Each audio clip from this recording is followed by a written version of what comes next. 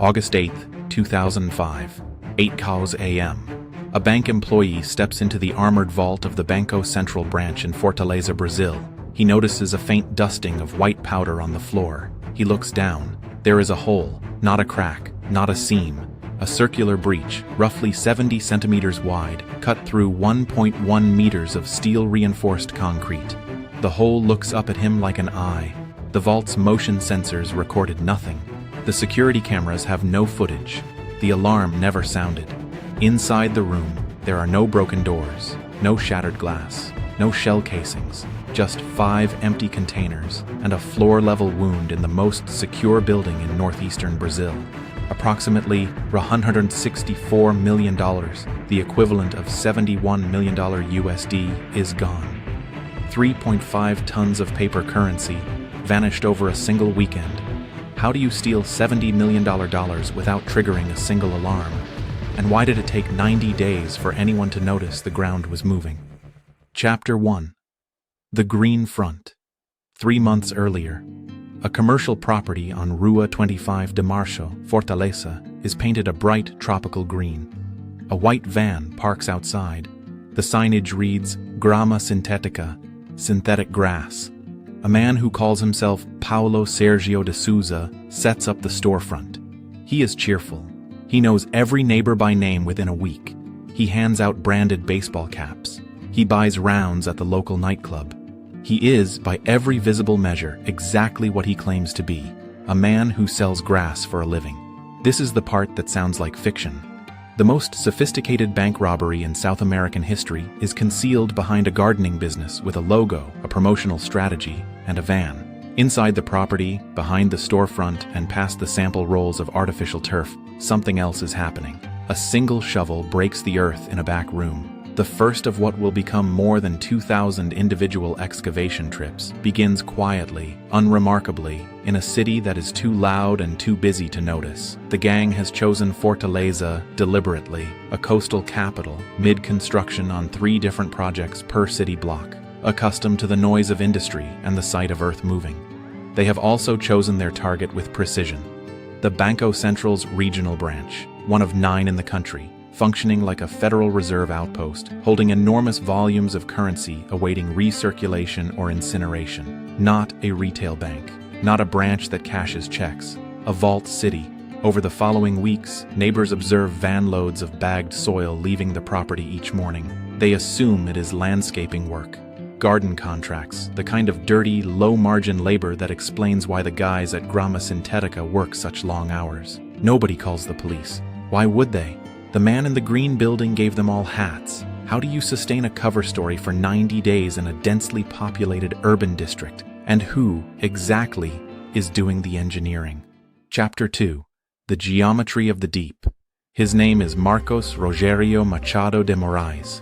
His associates call him Cabeção, Big Head. He is a construction engineer, and he's about to build something no engineering school has ever taught. The plan: a tunnel running 80 meters from the rented property to a point directly beneath the vault floor of the Banco Central. The tunnel must travel at a depth of 3 to 4 meters, deep enough to avoid the tangle of sewage pipes, water mains, and fiber optic cables beneath the city streets. It must pass under Avenida Dom Manuel, one of Fortaleza's principal roads. It must pass under the regional stock exchange building, and it must arrive within centimeters of its target. 1 degree of navigational error over 80 meters puts the tunnel inside a sewer line, or a foundation wall, or nowhere useful at all. The tunnel itself is 70 centimeters square, just wide enough for a man to crawl through on his hands and knees while dragging a bag of soil behind him.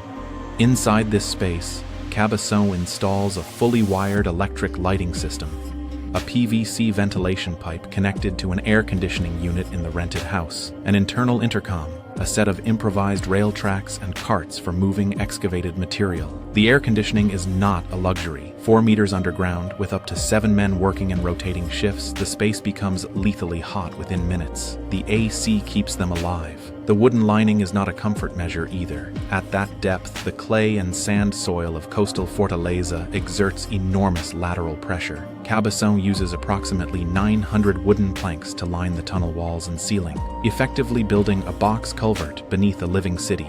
Above them, buses and trucks pass daily over Avenida Dom Manuel. The tunnel absorbs the vibrations. By the time the digging phase ends, the gang has excavated an estimated 62 tons of earth. Over 2,000 individual bag loads, hauled by hand through a crawlspace, loaded into the Grama Sintetica van, and disposed of across the city.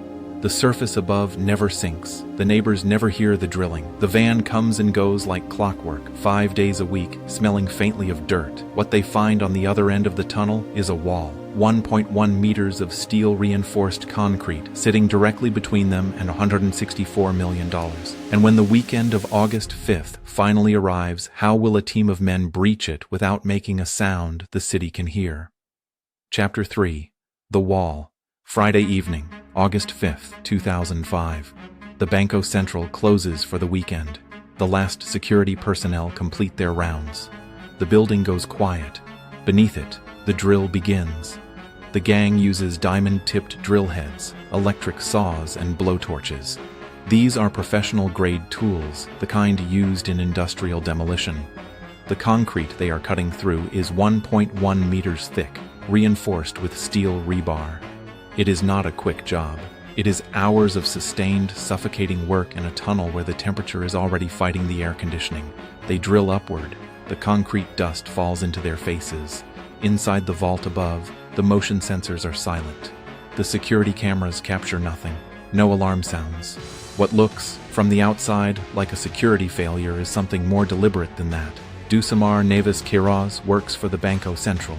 He has worked there long enough to know the vault's blind spots, the camera angles, the gaps in the weekend patrol schedule.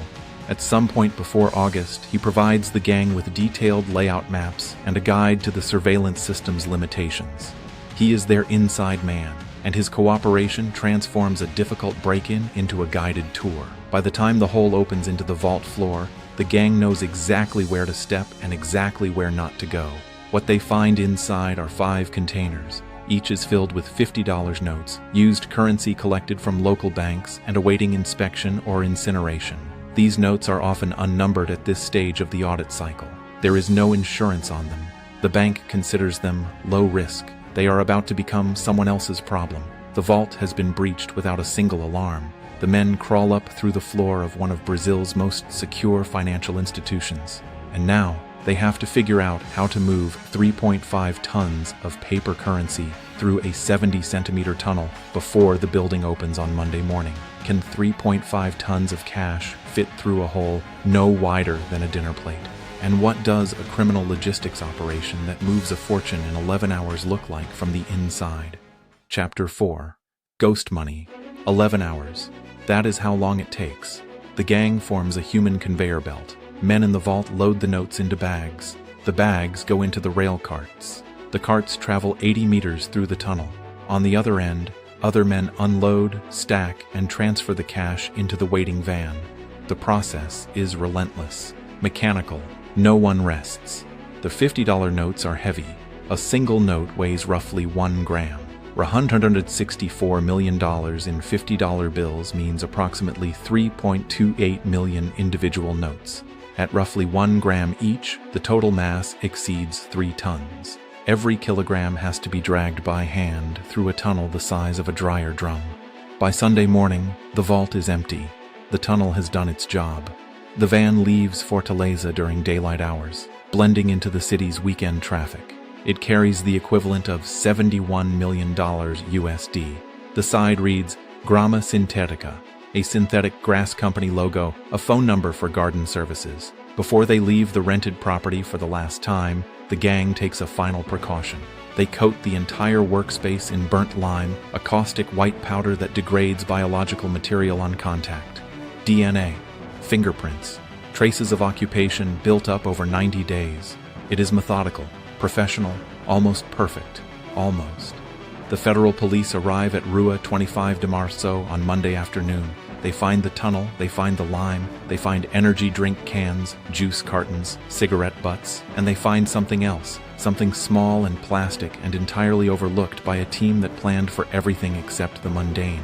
What does a single prepaid phone card cost at a convenience store in Fortaleza? And how much exactly does it cost when left behind at the scene of the largest bank robbery in Brazilian history? Chapter 5. The card. A barcode. That is where it unravels. A discarded prepaid phone card found among the debris on the tunnel floor carries a retail purchase code. Forensic investigators trace that code through the distribution chain to a specific point of sale, from the point of sale to a transaction, from the transaction to a name. If you have ever watched an algorithm reconstruct someone's evening from a single contactless payment, you understand exactly how this works. The card opens a call log. The call log connects to other numbers. Other numbers connect to other people.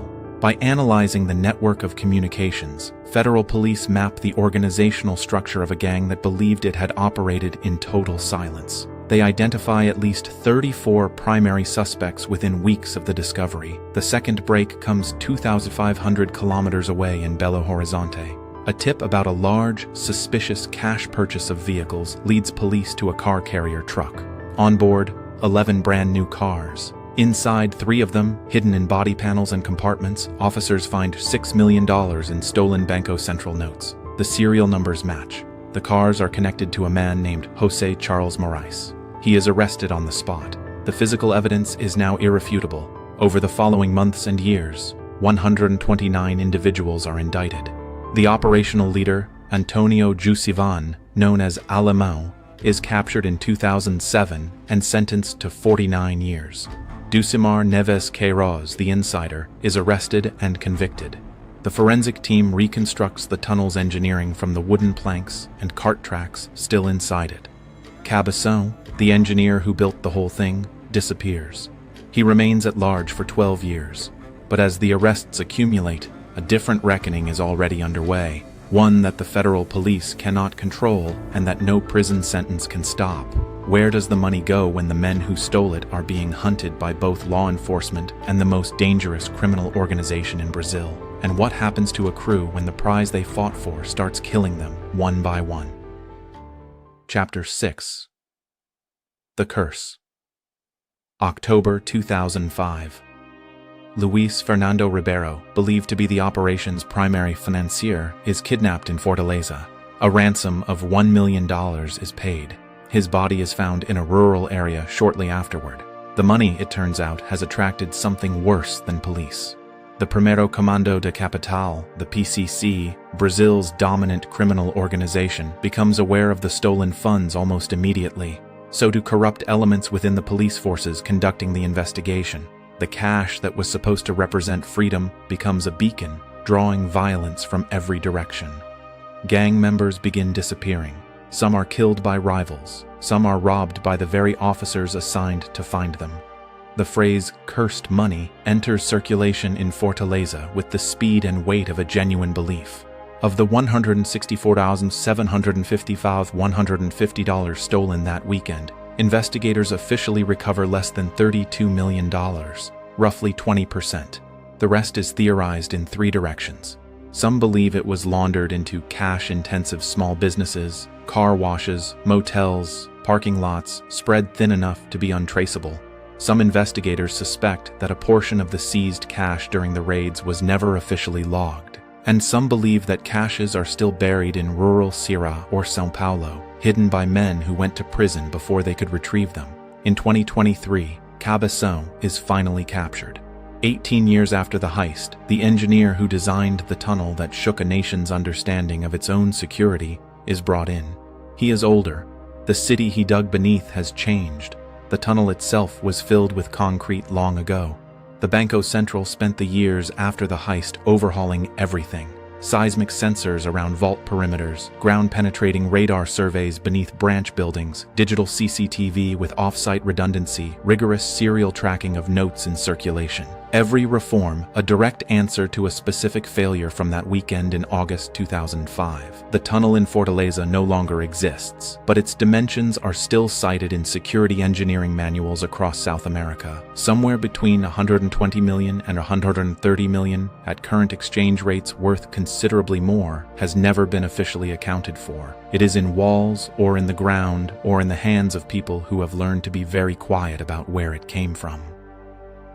The most secure bank in northeastern Brazil was entered from below, by men who understood one thing that the architects of its security did not. A fortress is only as strong as the dimension it forgets to defend. They forgot the ground beneath their feet.